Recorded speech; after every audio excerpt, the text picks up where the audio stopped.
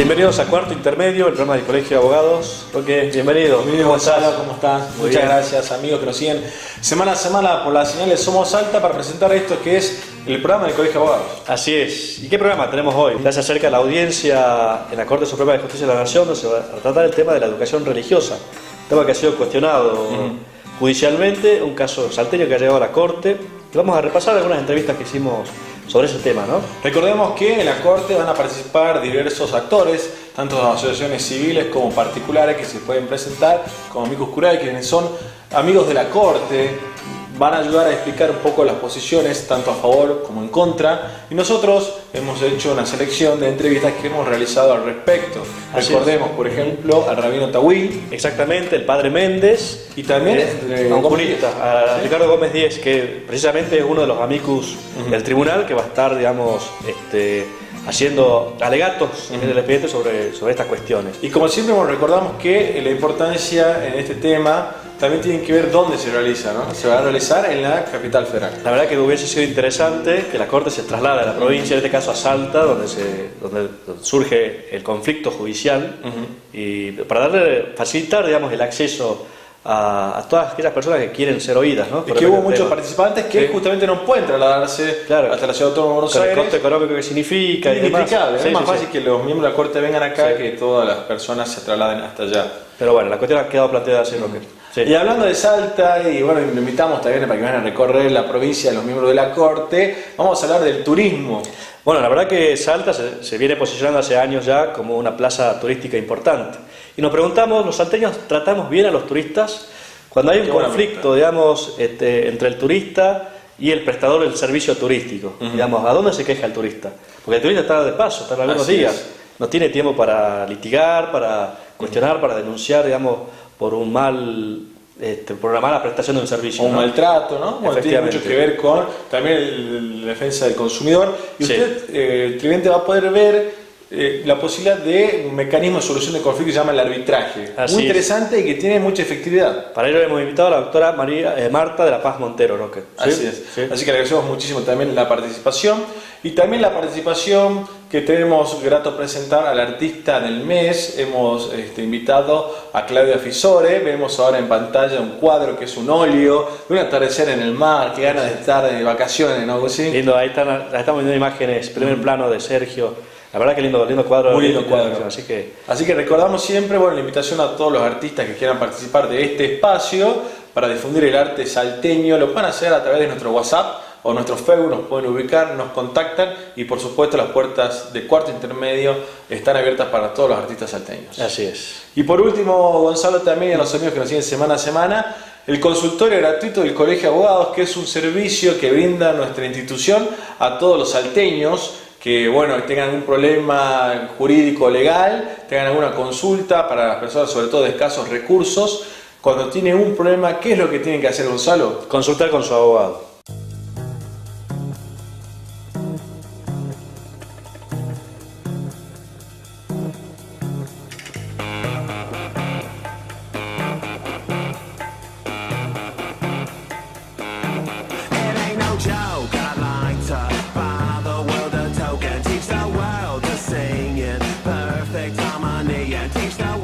Seguimos en Cuarto Intermedio, Roque, aquí estamos. Así es, Gonzalo, porque han pasado las vacaciones. Sí, Salta es Salta la linda y nos visitan durante el año, durante todo el año, pero sobre todo en las vacaciones de invierno, muchos turistas, digamos. Este año ha sido récord. Así es, y los turistas consumen, los turistas contratan excursiones, contratan alojamientos. La gran actividad comercial repercute en toda la provincia. ¿Y qué pasa cuando no se cumplen las obligaciones por parte de los prestadores de servicios turísticos? Cuando no cuidamos a los turistas. Exactamente. ¿Qué herramientas tienen los turistas como consumidores en nuestra provincia? ¿Están protegidos? ¿Están desprotegidos?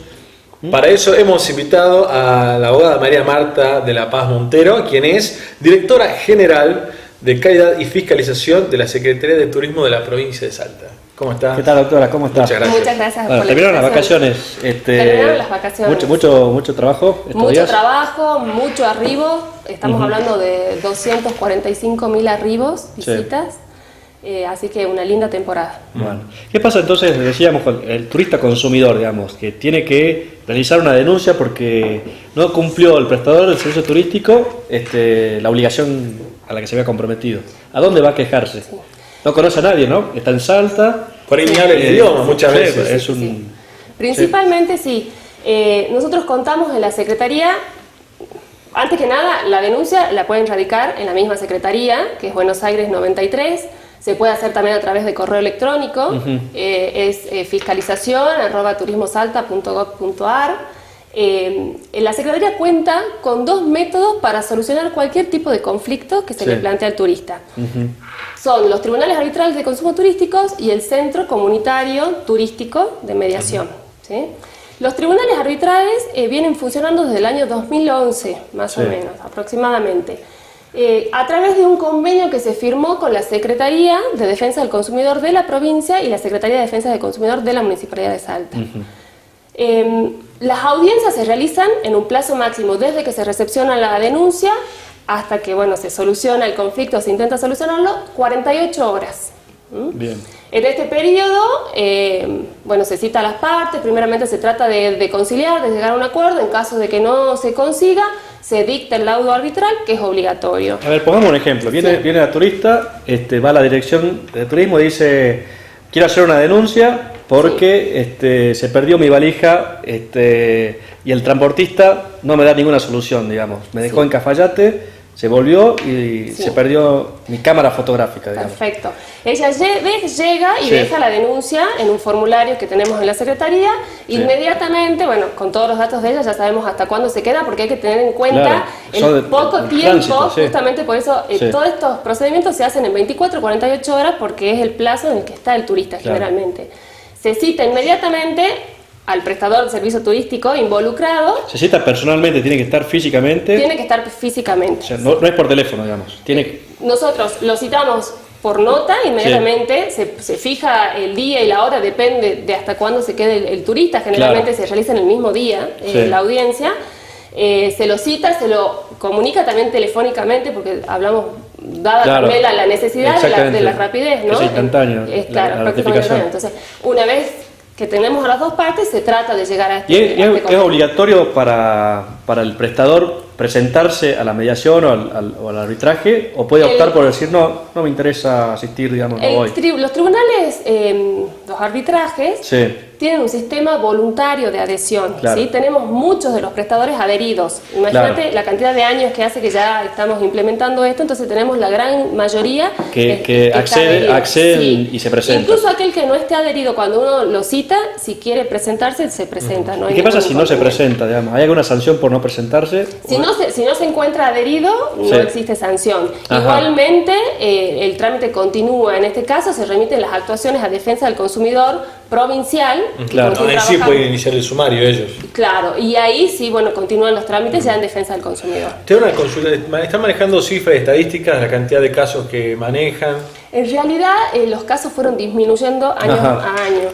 Mira. Sí, en esta temporada invernal, como decías, con mucho arribo turístico, tenemos 25 denuncias solamente. O sea, todo lo que fue en el mes de julio, solamente ingresaron 25. Es un número bajo, ¿no? Teniendo en cuenta la cantidad de arribos que hubo. Sí. ¿Y cuáles son los casos más denunciados? ¿Qué es lo que se denuncia más? Sí, estadísticamente tenemos más o menos un 60% se denuncian agencias de viajes y hoteles. ¿Sí? Un 20% rentacars y transporte, y otro 20% otras prestaciones, donde generalmente hay bares, restaurantes, confiterías. ¿Y cuál es la suerte, ¿no? Por ejemplo, en estos 25 se llega a un acuerdo, se logra satisfacer a ambas partes? Tenemos un alto porcentaje de resolución favorable, tanto en los tribunales como en el centro de mediación, que el centro de mediación es nuevo porque empezó a funcionar desde el año pasado recién, y les cuento, antes de decirle el porcentaje, que es el primero en el país, o sea que es algo innovador, muy importante para Salta. Tenemos el 95% de los casos resueltos favorablemente. ¿Y cuál es la sensación, ¿no?, que tienen los turistas, ¿no?, cuando se encuentran que existe esta posibilidad? Y los turistas, para ellos es de ¿Se sorprenden? Se sorprenden, se van contentos. Tenemos un alto índice de turistas que regresan a la provincia y esto también, ¿no?, es un factor que colabora a esto. Claro. Y por parte de los empresarios, Gonzalo, ¿cómo lo ven ellos también? Porque también es una forma también para mejorar la calidad de servicios que brindamos en toda la provincia. Es un autocontrol también nos sirve. Es un autocontrol. La mayoría de los empresarios también lo ven favorable, ¿sí? Porque ellos también apuntan a esto. Todos los que trabajamos en el medio apuntamos a la calidad de los servicios, a que la gente se vaya contenta de Salta, que vuelva, ¿sí? Que sea un destino elegido y elegido varias veces. Claro. Por ejemplo, supongamos el caso del turista que hizo el reclamo, no obtuvo ninguna respuesta porque o no vino la otra parte a arbitrar, o bien porque no se llegó a ningún acuerdo, digamos. Comentabas que el expediente continúa su trámite y si corresponde una multa será ese el resultado. Claro. Pero se mantiene comunicado al denunciante de cómo van las etapas del proceso. Se mantiene. Son dos etapas. Por un lado, como les decía recién, Defensa del Consumidor continúa con el trámite para lograr el reintegro o lo que este turista esté pretendiendo.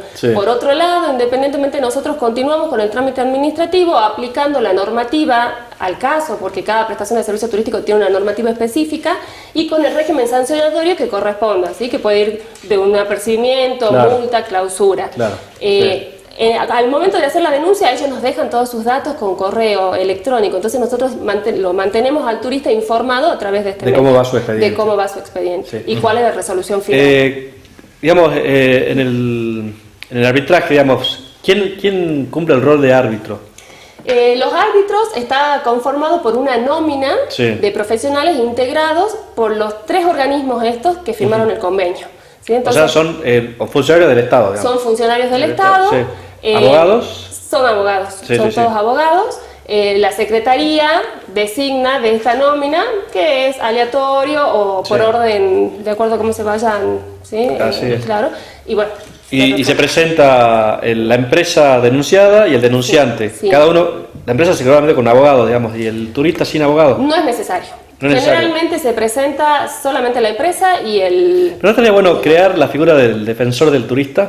Digamos, que haya un abogado, ya sea, así como hay una lista de árbitros, de defensores del turista. Es decir, bueno, a ver, te designo a vos para que defienda los intereses, porque va a conocer... la legislación turística de consumo y demás. Tengo entendido que algo se estaba trabajando con este tema, defensa del consumidor. Porque es digamos, darle una herramienta más, ¿no? De sentirse asistido y saber que la solución a la que está llegando es la recomendable.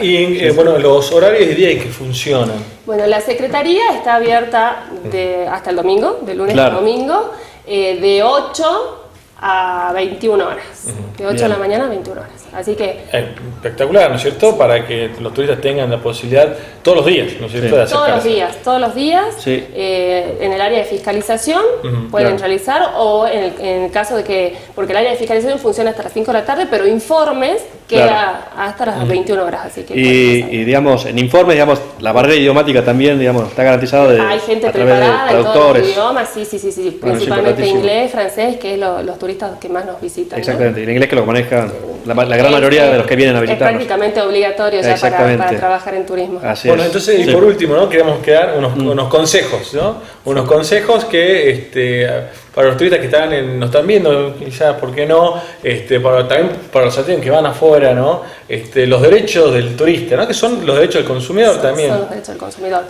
Yo como consejo lo que le podría dar a los turistas y a los salteños que quieran realizar actividades turísticas es principalmente que se fijen que los prestadores que vayan a contratar se encuentren habilitados. Eso es fundamental. Todos los prestadores se encuentran en la página del Ministerio, o sea que ahí pueden contratar. Hablamos de guías, de agencias de turismo, hablamos de agencias de viajes, de hoteles, de rentacar, de turismo alternativo, de guías de turismo. Cualquier actividad está subida a nuestra página ante cualquier duda que se comuniquen con nosotros, ya sea telefónicamente, vía correo, personalmente, porque así evitamos. Nosotros desde el área tenemos también una planificación anual donde se hacen acciones preventivas. Nosotros todo el año tenemos inspecciones de rutina y tenemos relevamiento de todos los prestadores habilitados. Entonces, por eso también tan bajo el índice de denuncias que hay. Claro, sí. Es importante también la prevención, ¿no es cierto? La prevención, es fundamental la prevención. Por parte del empresario sería importante que estar adherido al sistema de arbitraje y mediación. Sería importante que sea obligatorio, no sé si se puede llegar a tanto, pero digamos, que sepan, digamos, que tiene un plus eso, digamos, decir. Pero como te digo, de darle confianza al turista, de ¿no? todos los casos, en la mayoría de los casos tenemos un 95%, o sea que es un índice alto. Incluso el que no se encuentra adherido se acerca, concurre y en la mayoría de los casos se soluciona. Bueno, doctora, ¿otra pregunta? No, pero la verdad que muchísimo. La verdad, bueno, quería saber dónde es la dirección para que las personas se puedan acercar. La dirección es en Buenos Aires 93. Pueden ingresar también a la página, ¿no es cierto? Para ver el tema de los registros, también, las autorizaciones. www.turismosalta.gov.ar o por correo a fiscalización@turismosalta.gov.ar. Bueno, dejen de fechar porque ha sido una excelente temporada. Así que cuando las cosas se hacen bien, hay que reconocer también, ¿no? Así es. Nosotros ahí somos medio críticos, somos medio malos. Él es malo. No, pero está muy bien, digamos. Así que bueno, adelante entonces. Muchas gracias, doctor. Muchas gracias, doctor. Bueno, la figura del defensor del turista. Era una buena idea.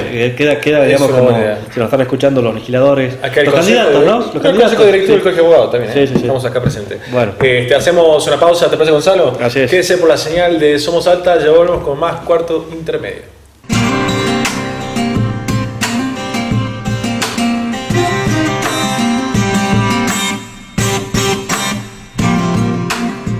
Conocer y respetar los derechos humanos está en tus manos. Todos los seres humanos nacen libres e iguales en dignidad y derechos, con el fin de comportarse fraternalmente los unos con los otros. Los derechos humanos no hacen distinción de etnia, color, sexo, idioma, religión, opinión política o de cualquier otra índole. Todas y todos tenemos derecho a la vida, a la libertad y a la seguridad de nuestra persona. Conocer y respetar los derechos humanos está en tus manos.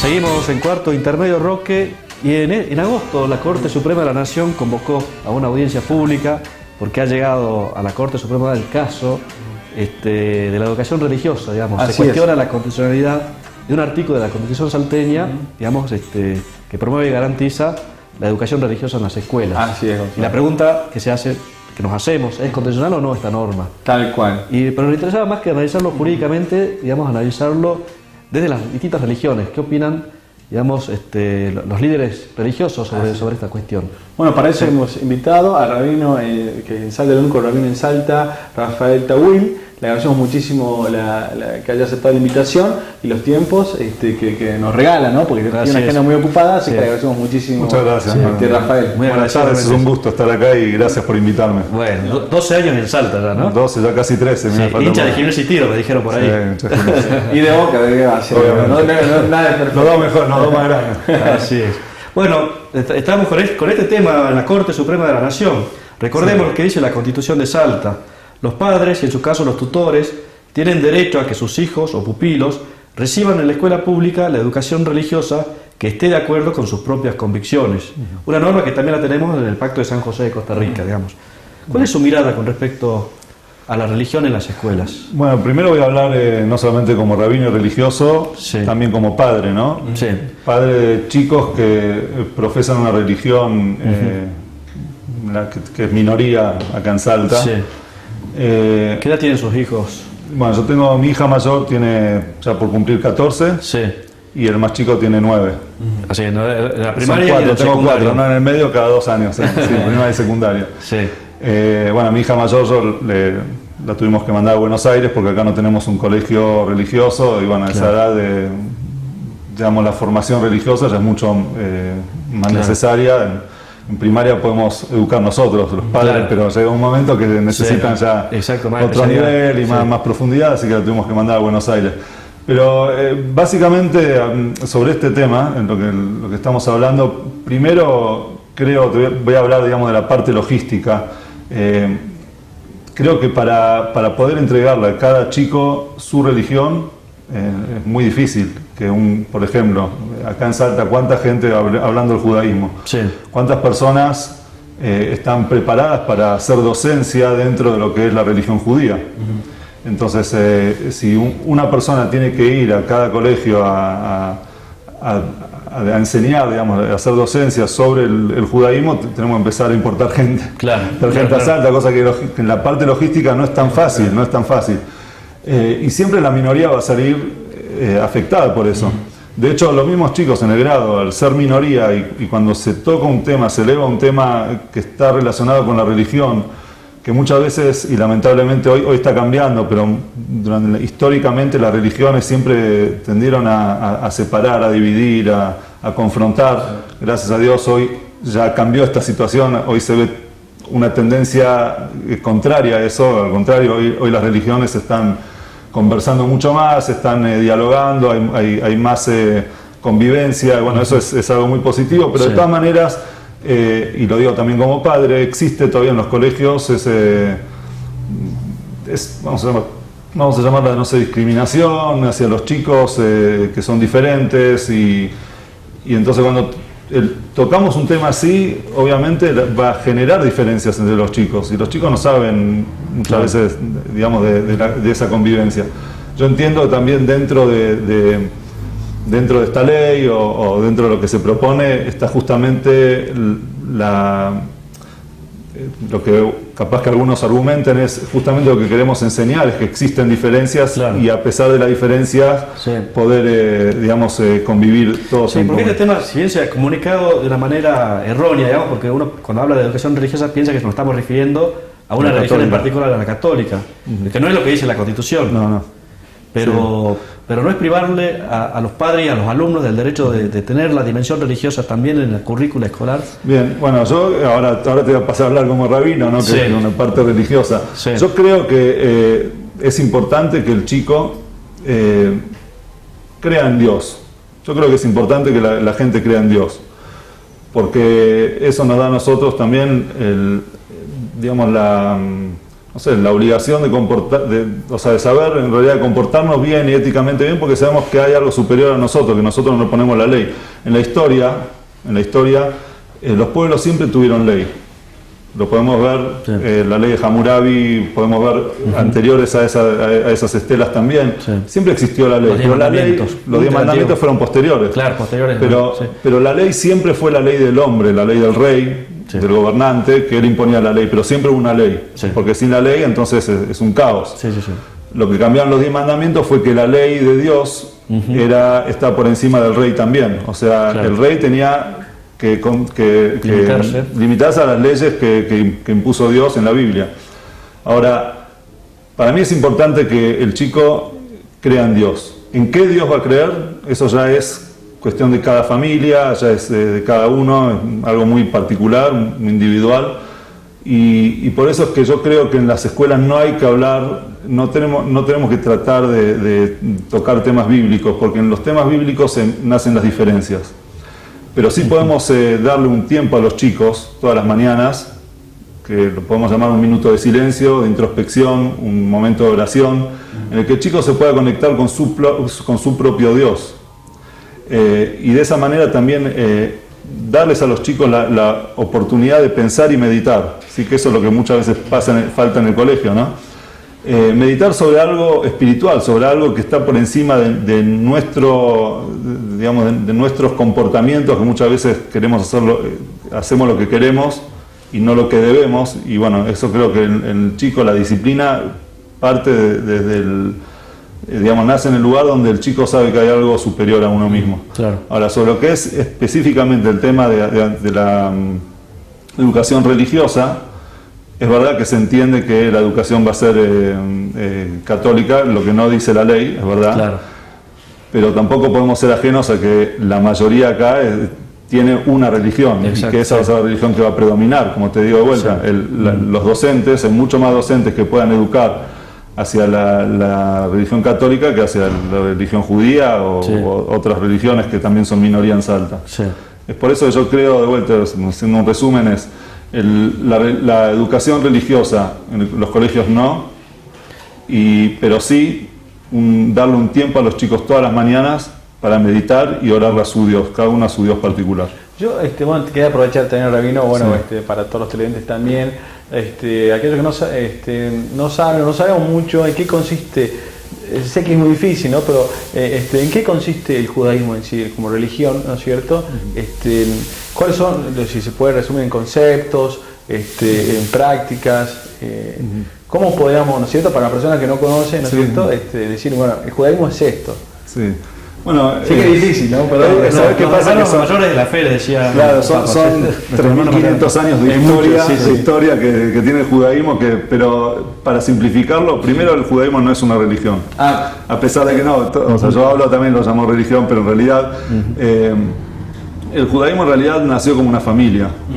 Una familia que fueron los Jacob, la Biblia, y cómo los hijos de Jacob llegaron a Egipto, que hace poco estaban pasando ¿cómo se llama? La salida de Egipto, de Moisés. Sí, una novela. Bueno, ese era un pueblo que en realidad pasó a ser un pueblo por la cantidad de gente, pero todos eran parte de una familia, son las 12 tribus, fueron los 12 hijos de Jacob.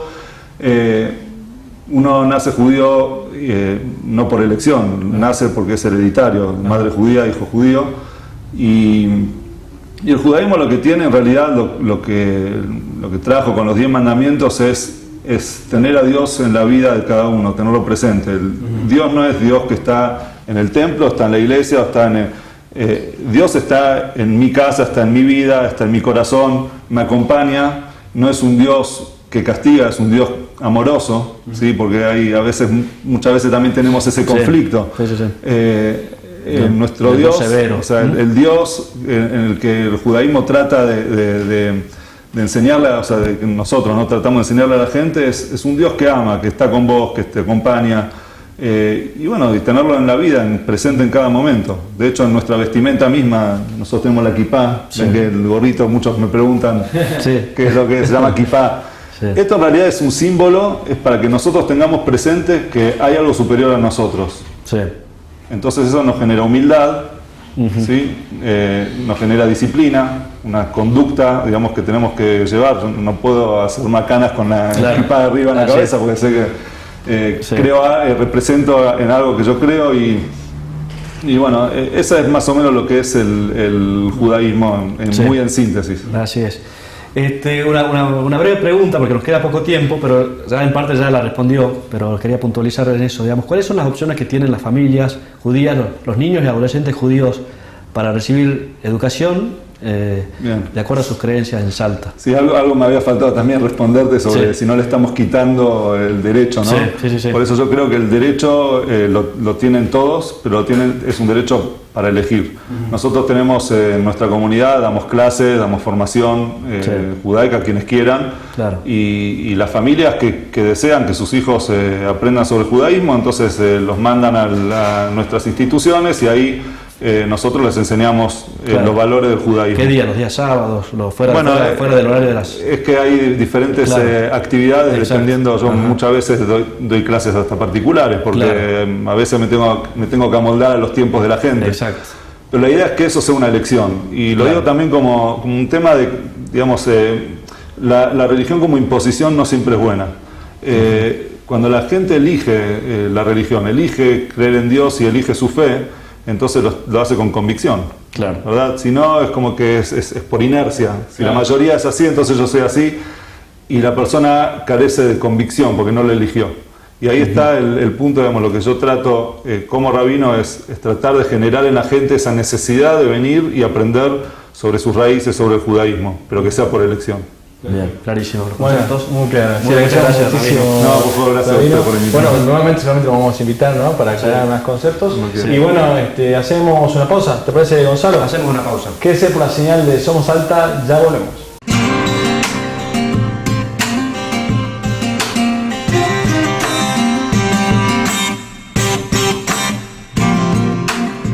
Conocer y respetar los derechos humanos está en tus manos. Todos los seres humanos nacen libres e iguales en dignidad y derechos, con el fin de comportarse fraternalmente los unos con los otros. Los derechos humanos no hacen distinción de etnia, color, sexo, idioma, religión, opinión política o de cualquier otra índole. Todas y todos tenemos derecho a la vida, a la libertad y a la seguridad de nuestra persona. Conocer y respetar los derechos humanos está en tus manos.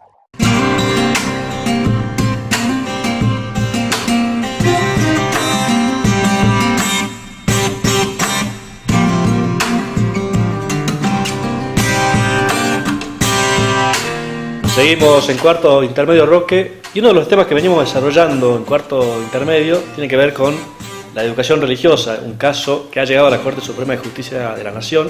En agosto van a haber audiencias públicas, hay varias asociaciones y personas que se han presentado como amicus. Bueno, recordemos, Gonzalo, también que en este programa hemos entrevistado al rabino Rafael Tawil, por este tema. También hemos entrevistado al padre Méndez. Y bueno, cada uno expuso su posición, uno a favor y otro en contra. Y bueno, la idea es continuar esta discusión, tratar este tema de manera profunda, de manera seria. Y para eso, bueno, hemos hecho hoy también dos bloques distintos. Así es, porque la idea es tratar el tema desde el punto de vista ya jurídico, ¿verdad? Para ello hemos invitado al doctor Ricardo Gómez Díez, abogado, constitucionalista. Se ha presentado recientemente como amicus del tribunal. La presentación ya está en la Corte Suprema de la Nación. El tema de la educación religiosa no ha sido presentada en los medios con verdadera veracidad, objetividad, digamos. Se plantea el tema como que en la provincia de Salta el Estado obliga a las escuelas a invertir la religión católica. ¿Cómo es el tema en realidad? Bueno, yo creo que acá equivocadamente algunos plantean como si esto fuera una enseñanza obligatoria, y no lo es. Casualmente este punto es lo que me motivó a mí a presentarme como amigo del tribunal en esta causa, porque esta es una formación optativa. Cada familia decide si quiere tomar o no educación religiosa de acuerdo a las convicciones de los padres, porque esto no es solamente una religión. Claro. El alumno que no quiere tomar este tipo de formación porque la decisión de su familia es en sentido contrario, bueno, tiene que tener disponible otra alternativa de formación, que puede ser en temas cívicos, clases de apoyo, etcétera. Eso es lo que establece la Constitución de Salta. Claro, la Constitución de Salta, el artículo 49, que está sancionado en la Constituyente de 1986, dice que los padres tienen derecho a que sus hijos reciban en la escuela pública enseñanza religiosa de acuerdo a sus convicciones. Claro. ¿No es cierto? Que es lo que establece el Pacto de San José. Que es lo que establece la Convención Americana de Derechos Humanos, que está tomado desde allí y localizada esta formación en la escuela pública como un derecho de los padres.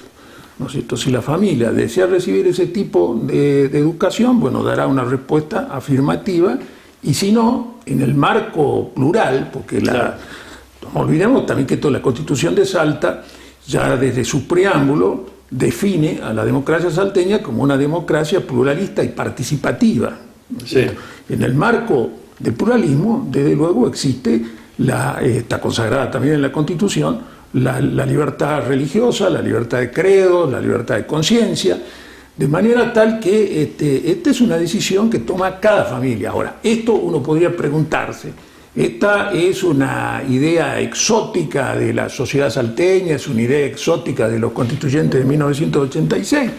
No es así, porque prácticamente en los países del mundo, prácticamente la mitad tienen educación religiosa con distintas modalidades y la otra mitad no. Entonces, estamos hablando del mundo occidental, digamos, no solamente el mundo occidental, ¿no es cierto? Esto también en países de otras culturas y de religiones diferentes a lo que puede ser, digamos, la tradición judeocristiana, que es la predominante en Occidente. Por ejemplo, tomamos el caso de Finlandia, digamos, que he tomado siempre Finlandia, digamos, como un ejemplo en materia de educación y demás. ¿Cómo resuelve el tema de la religión? ¿La religión está en las escuelas de Finlandia? En los países nórdicos en general hay enseñanza religiosa, y la religión predominante en esa sociedad es la luterana, ¿no es cierto? Pero, bueno, hay absoluta libertad religiosa y se garantiza plenamente a las familias el derecho a tomar o no este tipo de educación. En Europa la educación religiosa está muy de acuerdo con la tradición europea, ¿no? La tiene Italia, la tiene España, Francia no, salvo 2 regiones que son Alsacia y Mosela, que sí tienen educación religiosa. Hay también alternativas de educación religiosa en Alemania. Bueno, ¿y se ha planteado conflictos judiciales en Europa con respecto a este tema? Sí. Estos han sido resueltos por el Tribunal Europeo de Derechos Humanos. Hay varios casos. Está el caso Folguero versus Noruega. Está el caso de la familia Zengin versus Turquía. Turquía es firmante de la Convención Europea sobre Derechos Humanos. Claro. En general, ¿cuál es la clave en materia de enseñanza religiosa? Esto en la jurisprudencia del Tribunal Europeo de Derechos Humanos y también en los tratados internacionales sobre derechos humanos que contemplan la posibilidad de educación religiosa, que es cuando hay educación religiosa de acuerdo a las creencias de los padres, siempre debe existir la posibilidad de eximirse, desde luego, de ese tipo de educación. Es decir, claro, tiene que ser optativa. Claro. Esta es la clave de la cuestión. Bueno, y para aquellos sectores que consideran que tal medida también es, en cierto punto, una discriminación, ¿no?, hacia el niño que, por ejemplo, tiene que salir del aula, ¿no es cierto?, porque sus padres no quieren que reciban esa educación y pueden sentirse un poco amedrentados o excluidos. O aquellos también otros sectores que ya desde acusan a todo el Estado argentino como una suerte de imposición de una religión, ¿no?, como un avasallamiento que se ha visto incluso en cartas de lectores de distintos periódicos acá en Salta. ¿Qué opina al respecto, ¿no?, de esta posibilidad de que exista esta discriminación? Imposición nunca puede haber, porque esto sería violatorio de la Constitución Nacional y de la Constitución Provincial. Esto tiene que ser una materia optativa, donde cada familia resuelve si toma o no ese tipo de educación, ¿no es cierto? Porque además de la convicción religiosa puede haber familias agnósticas, claro, que no crean en la existencia de un ser superior ni que haya una vida trascendente. Todo esto tiene que respetarse, ¿no es cierto?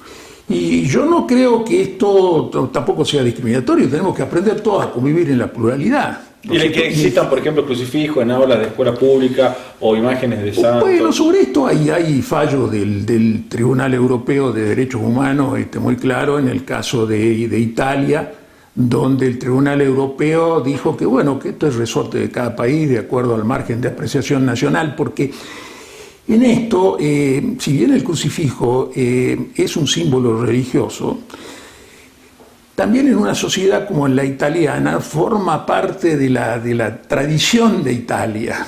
¿No es cierto? Claro. Entonces, en esto el Tribunal Europeo ha dicho que esto es una cuestión de apreciación nacional, ¿no es cierto? El crucifijo es algo que trasciende a lo religioso, en el caso de la sociedad italiana. En nuestros tribunales es muy común, inclusive, ¿no? Claro. Hasta afiche de River, de Boca, sí. Bueno, o tal vez para una fecha patria, el tedeum religioso.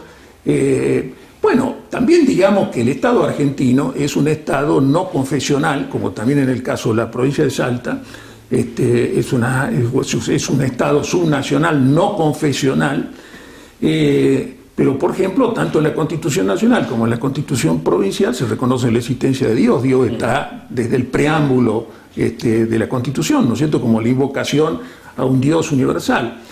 Miren, estas son decisiones en las cuales influye mucho la idiosincrasia de la sociedad. Esto está en la cultura de la gente, en la forma de ser de una sociedad.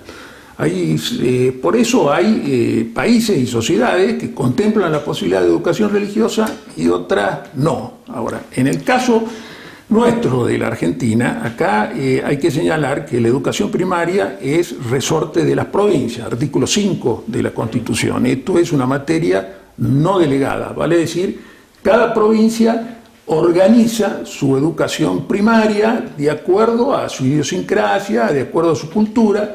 Sí hay que respetar, de acuerdo al artículo 75, inciso 19 de la Constitución, que está referido a la competencia del Congreso, sí hay que respetar ciertos contenidos mínimos de la educación, pero bien dice este inciso 19, artículo 75, dice que el Congreso legisla sobre el tema, pero respetando las particularidades de cada provincia. Claro. Es decir, hay contenidos que se resuelven localmente.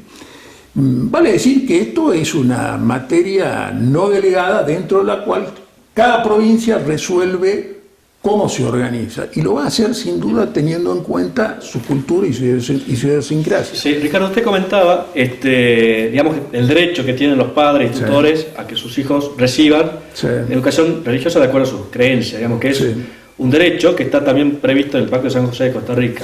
Y frente a un derecho hay una obligación, podemos decir que hay del Estado también una obligación de crear esa condición, esa oportunidad para que... Ciertamente, desde el momento que la Constitución dice los padres tienen derecho a que sus hijos reciban en la escuela pública educación religiosa de acuerdo a sus convicciones, ¿qué está diciendo la Constitución? Reciban educación. Es una enseñanza, una transmisión de conocimientos que trasciende al hogar, a la enseñanza. Y hay una obligación del Estado al respecto, podemos decir hay un derecho y hay un deber del Estado. Claro. ¿Y qué pasa si el Estado, digamos, no imparte educación religiosa, digamos, si no le da esa oportunidad a los padres, estaría incumpliendo la Constitución y la Convención Interamericana?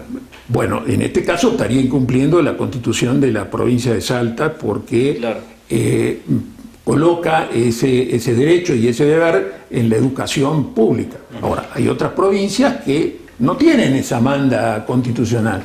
Probablemente, si usted me dice cómo es la idiosincrasia de la capital federal, yo creo que es distinta a la nuestra. Por eso yo creo que hay que ir a lo que es la idiosincrasia de cada sociedad. Doctor, le hago una consulta. ¿Qué opina respecto a la conformación de la Corte en este particular caso? Porque hubo algunos dichos atrás, ¿no es cierto?, de que ciertos miembros, o uno en particular, se tenían que haber excusado. Bueno, se excusó el doctor Rosenkrantz. Al final se excusó. Sí, el doctor Rosenkrantz está excusado, o sea, no está interviniendo en este caso. Yo creo que esto, la Corte acá tiene que interpretar esto con un sentido federal. El federalismo es la unidad en la diversidad. Acá, incluso te ha señalado un punto, ¿no? Es una Corte que no tiene precisamente tampoco una integración federal. Acá esta Corte de 5 miembros, hay un juez que es el doctor Maqueda de Córdoba, hay 2 jueces de la provincia de Santa Fe y 2 jueces de la capital federal. Este es un tema que tiene que ser resuelto con una mirada integral del país y respetando lo que son las idiosincrasias y las decisiones que toma cada provincia en ejercicio de sus competencias, ¿no? Probablemente la visión de este tema sea distinta en una provincia como Salta o Tucumán o Santiago del Estero y sea otra la visión de la capital federal. Esto es lo que me ha motivado también a mí a presentarme como amigo del tribunal. Desde el momento que he visto que acá predominantemente los amigos que se han presentado son de la capital federal. Sería interesante que la audiencia se realice en Salta, ¿no en Buenos Aires. Hubiera sido bueno, pero no hay antecedentes de audiencias convocadas lamentablemente en el interior del país. Yo creo que sería bueno que este tipo de práctica también lo siguiera la Corte de acuerdo a la índole y a las características de cada asunto. Sí. En los casos europeos que usted citó, digamos, ¿cómo resolvió el Tribunal Europeo y si eso va a impactar en la decisión que pueda tomar la Corte Suprema, digamos? Bueno, yo creo que acá, si uno quiere mirar el derecho comparado, hay que mirar el derecho europeo. ¿Por qué? Porque el derecho americano de los Estados Unidos es totalmente distinto. Digamos, ellos vienen de otra historia.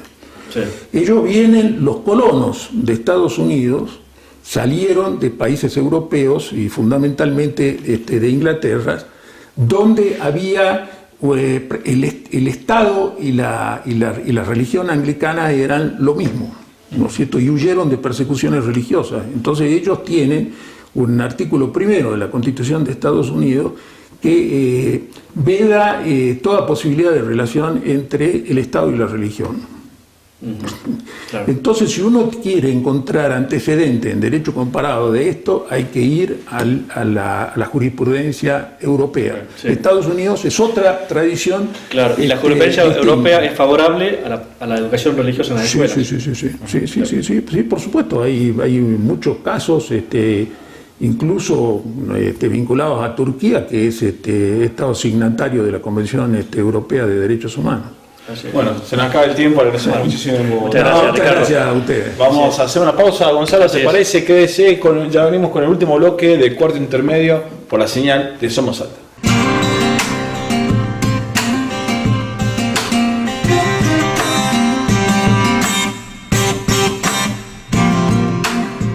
Conocer y respetar los derechos humanos está en tus manos. Todos los seres humanos nacen libres e iguales en dignidad y derechos, con el fin de comportarse fraternalmente los unos con los otros. Los derechos humanos no hacen distinción de etnia, color, sexo, idioma, religión, opinión política o de cualquier otra índole. Todas y todos tenemos derecho a la vida, a la libertad y a la seguridad de nuestra persona. Conocer y respetar los derechos humanos está en tus manos.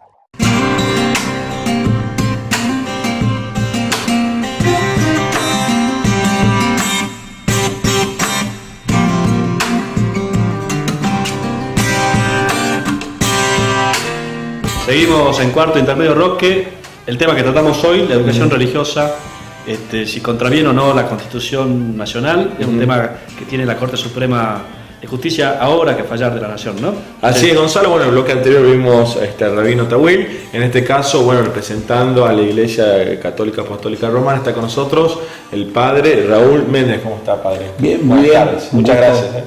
Muchas gracias. Es un tema difícil, padre, pero la pregunta que nos hacemos, como le decíamos recién al rabino, digamos, tenemos una constitución provincial, digamos, que establece el derecho que tienen los padres o tutores a que sus hijos reciban educación religiosa de acuerdo a sus creencias, que también, digamos, es un derecho reconocido por el Pacto de San José de Costa Rica, digamos. Y si esa norma contraviene o no la Constitución Nacional, y si es positivo o es negativo que se enseñe religión en las escuelas públicas. Bien. Tu pregunta es si contraviene la Constitución Nacional, pero vos mismo advertiste que la Constitución Provincial transcribe el texto del artículo 12 de la Convención Americana de Derechos Humanos, que está incorporada en el artículo 75, inciso 22 de la Constitución Nacional. Es decir, transcribe una parte de los derechos incorporados en la Constitución Nacional. Mal puede ser entonces anticonstitucional. Por otra parte, este tema que ya ha pasado el nivel de una Cámara Civil en la provincia, la Corte de la provincia, ahora está en la Corte Suprema Nacional, es un tema que se ha planteado internacionalmente ya en otras ocasiones y ha tenido fallos de la Corte Europea de Derechos Humanos, la Corte de Estrasburgo, Sí. y con una línea de continuidad sin ningún corte, la Corte de Derechos Humanos ha dicho que es totalmente acorde con todos los pactos internacionales de derechos humanos y ha dicho que son aceptables los distintos modelos vigentes. ¿Cuáles son los distintos modelos vigentes? Yo diría que hay tres grandes modelos en el mundo. Hago un inciso: la UNESCO, que es el organismo de las Naciones Unidas que reúne el aspecto educativo de los países que están en Naciones Unidas, tiene registrado que la mayor parte de los países, especialmente los países occidentales y los países que tienen sistema educativo, tienen incluida la religión hasta el 9º curso de educación. En la provincia de Salta es hasta el 7º nada más. Pero vuelvo, ¿cuáles son los tres grandes modelos? Hay un modelo que es una religión del Estado y todos los alumnos tienen que aprender esa religión. Hay otro modelo que se da una religión en unas escuelas, otra religión en otra escuela. Y hay un tercer modelo que es que se atiende a la realidad que presente el aula, sea homogénea o presente alguna diversidad. La provincia de Salta adopta este modelo, el segundo modelo. Fíjense ustedes que aún en el primer caso, en el primer modelo que rige en muchos países, Finlandia, por ejemplo, que es el más elogiado por su sistema educativo, porque tiene una religión de Estado y el Estado paga los sueldos de los sacerdotes, digamos, toda la religión está a cargo del Estado. Pero aún en esos casos, o aún en Turquía, por ejemplo, donde es la religión islámica la única, lo que dice la Corte Europea en todos los fallos es que la única salvaguarda es que no se obligue a adoptar la religión. Es decir, la Corte, ¿qué dice? Que es aún aceptable que se enseñe una sola religión, mientras sea enseñanza, mientras no se lo obligue a cambiar de religión al niño. La provincia de Salta no está en ese caso. La provincia de Salta está en el modelo del medio, que es el modelo en donde el docente, que es un profesional docente especializado en ciencias religiosas, hace un diagnóstico del aula y ve qué composición tiene cada año. La provincia de Salta tiene una consulta a los padres, hay una resolución ministerial, la 045, que le consulta cada año a los padres. Dos preguntas: si quieren que sus hijos reciban enseñanza religiosa, es decir, esa es la primera decisión.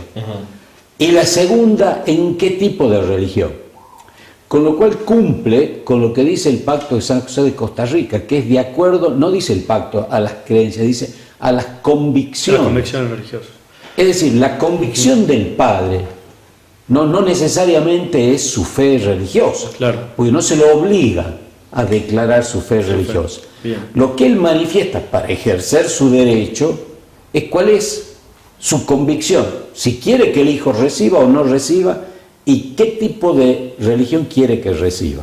Claro, pero supongamos un universo, una clase, ¿verdad? Sí. Que no es homogénea, hay una mayoría católica, que es lo que se suele presentar, pienso yo, y una minoría de otras creencias, Bueno, testigos de Jehová, agnósticos, y demás. ¿Cómo resuelve el maestro esa situación? Primero vamos a aclarar lo siguiente. Los maestros de religión son como los maestros de música o los maestros de educación física, es decir, son maestros especiales que han hecho su carrera de formación docente, igual que el profesor de música, igual que el de geografía o el de historia. ¿Tiene? Y tiene una preparación en las ciencias religiosas en general, no solo la católica. Hay de distintas confesiones que cursan el profesorado y se reciben. Pero además están ejerciendo maestros de distintas confesiones, no son solo católicos. Claro. Hoy en la práctica en Salta. Hoy en la práctica en Salta. Eso hay que tenerlo en cuenta también. Eso, claro, es que esto es muy interesante porque la demanda que presentó esta asociación de Buenos Aires, que no tiene arraigo en la provincia, pero que se dedica a ir por todo el país generando conflictos, ha presentado una demanda donde no describe la realidad tal cual es. La contestación de la demanda le ha ido refutando punto por punto, pero lamentablemente, bueno, ellos van apelando y llegan hasta la Corte, contando con que en la Corte, el miembro de la Corte, uno de los que actuaron en la demanda, que recién ahora se ha excusado. ¿Quién era? El juez Rosencrantz. El fiscal que ha hecho su dictamen ante la Corte, el fiscal Abramovich, que es militante de una de las asociaciones que militan en contra de la enseñanza religiosa. Es decir, estamos ante un panorama en donde también... Bueno, tiene ideológica. La expectativa... Y la comunicación también, digamos... Estamos hablando de derecho, entonces. Usted ve atrás que hay una lucha ideológica. Claro. Claro, y el foco se ha puesto en la religión católica, como si... Bueno, se ha mentido, como que lo único que hay son maestros de religión católica, cuando existen maestros de distintas confesiones que están ejerciendo. Claro. Se ha mentido que solo pueden aspirar los que son egresados de determinado instituto católico, lo que no es verdad. Hay una lista grande, hay que ver. Siguen el mismo camino para el nombramiento, el mismo camino que cualquier docente. Se inscriben en la junta de calificación, hay distintos tipos de títulos, hay puntajes. Claro. Siguen el mismo camino. Padre, volviendo a la pregunta, digamos, ¿A qué? ¿Cómo tenemos, se procede? tenemos a ese maestro que tiene, Bueno, digamos, yo le voy a poner un ejemplo. Sí. Por ejemplo, ¿qué hace un maestro de inglés cuando comienza el año? Ve cuál es el panorama. Claro, qué nivel tiene Hay cada uno. chicos que han ido a un instituto, hay otros que no, hay unos que saben otro. Entonces, lleva el aula de acuerdo a las condiciones que trae el niño. Esto es algo análogo. El maestro de religión, sobre la base de lo que han dicho los padres, se arma un diagnóstico y de acuerdo a eso planifica. No es una planificación difícil, porque la ley lo que prevé es que las distintas confesiones religiosas pueden depositar en el ministerio su planificación para que el maestro recurra de acuerdo al universo escolar que tenga en el aula cada año. Bien. Hay confesiones que lo han hecho, hay confesiones que no lo han hecho. Termino. Cuando no está resuelto eso, porque hay confesiones que no han presentado o piden que no reciban, el maestro tiene un encuentro con los padres y se llega a un acuerdo de qué quieren los padres, porque el principio que prima es la convicción que expresan los padres, que repito, la convicción no es la fe religiosa, es la convicción que tengan, qué quieren en definitiva, digamos la autonomía de voluntad de los padres. Ahora, le hago una consulta, padre. ¿Se puede estudiar una religión sin abrazar esa fe? Totalmente. Por ejemplo, nosotros, cuando estuvimos con el rabino, me pareció muy interesante realmente lo que nos contaba al aire, en qué consistía el judaísmo, y bueno, detrás de cámara también explicó, por ejemplo, que era la cábala, varias cuestiones, que bueno, yo creo que aprender sobre esa religión, y cualquier persona también que haya viajado a otro país, que haya conocido otras religiones, o haya estado con personas de otras religiones, es muy interesante. Pero es que lo que se enseña en la escuela son contenidos, lo que didácticamente se llaman contenidos cognitivos. Claro. No se hace catecismo. No se hace Se hace- catecismo, se no se enseña hace religión. catequesis, Claro. es religión, que es una disciplina. Bien. Son contenidos de conocimiento, no son prácticas, no se adoctrina, no está en función de la recepción de los sacramentos, no tiene, son dos cosas distintas, es una tarea escolar que forma parte del conocimiento del niño. Es decir, porque de lo contrario, digamos, lo que pretende la demanda, que además tiene párrafos ofensivos, porque considera que la religión es como algo negativo en la vida de la persona y en la vida de la sociedad, lo que considera es que hay que erradicar la religión de la vida social. Entonces, entrando por el planteo de quien no quiere recibir, en realidad el objetivo que busca alcanzar es que quienes quieren recibir no puedan hacerlo. Ese es el tema. Bueno, padre, se me acaba el tiempo, desgraciadamente, pero quiero hacer una pregunta también, ya que se le hicimos al rabino, hacerle también una pregunta parecida en realidad al padre, que al rabino preguntaba qué consiste el judaísmo. Me hizo una expresión como que eran muchos años para resumir, pero bueno, ¿en qué consiste el catolicismo, si lo podemos decir así? Para todos los chilenos también. En entrar en una relación personal con Jesucristo, en eso consiste. Perfecto. Entrar en una relación personal con Jesucristo. Muy bien. Bueno, padre, perfecto. muchas Bueno, gracias. cada uno sacará su conclusión, para participar ¿no? en la audiencia que convoca la Corte Suprema. Bueno, ese es otro tema interesante. Sí. La Corte Suprema ha fijado la audiencia en la ciudad de Buenos Buenos Aires, Aires. donde Podría haber hecho en en Buenos Salta. Aires van a decidir sobre Salta. Tendría que haber hecho en Salta.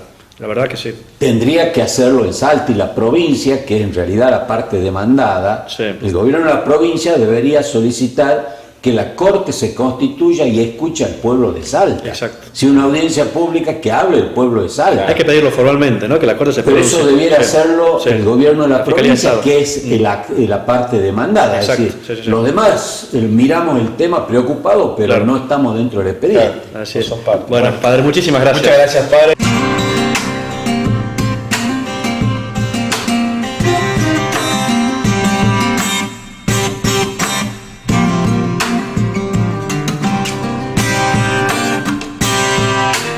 Bueno, Roque, pasó volando el programa. Así es, Gonzalo, pasó volando.